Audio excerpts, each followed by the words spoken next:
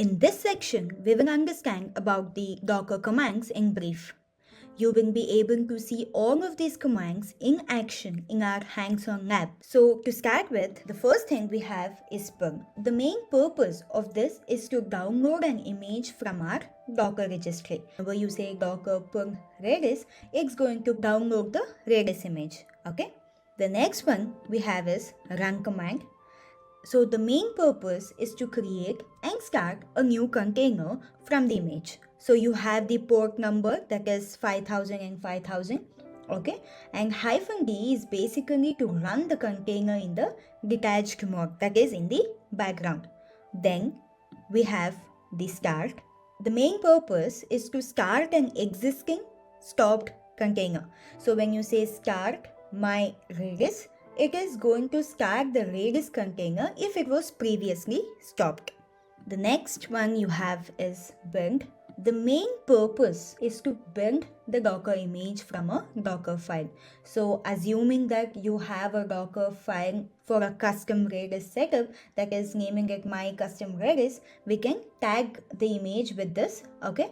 And the dot at the end basically specifies the build context, that is to say this is the current directory. The next one we have is the execute command. Okay, the main purpose of this is to run a command inside the running container. So you will be able to access the container inside whichever the container you want to run. So if you have -it, it basically means to make the session interactive. Okay. So here whatever you have is the my container sh. So this is going to start a new session in the container my container. Then you have next one is the stop command. So the main purpose is to stop a running container. So you can just say stop the running Redis container and it will be stopped. Then you have the push command.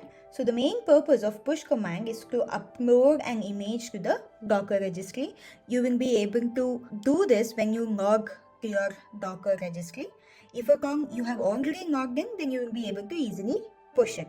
Okay, it might ask you for the credentials and then it is going to let you push it. So here you are going to make sure that the image is tagged correctly with your Docker Hub username. So my Docker Hub username is where you are going to use your Docker Hub name. Okay. So these are some of the important commands we have in Docker. As we proceed further, we will come across a lot of commands and we will be able to see them in action.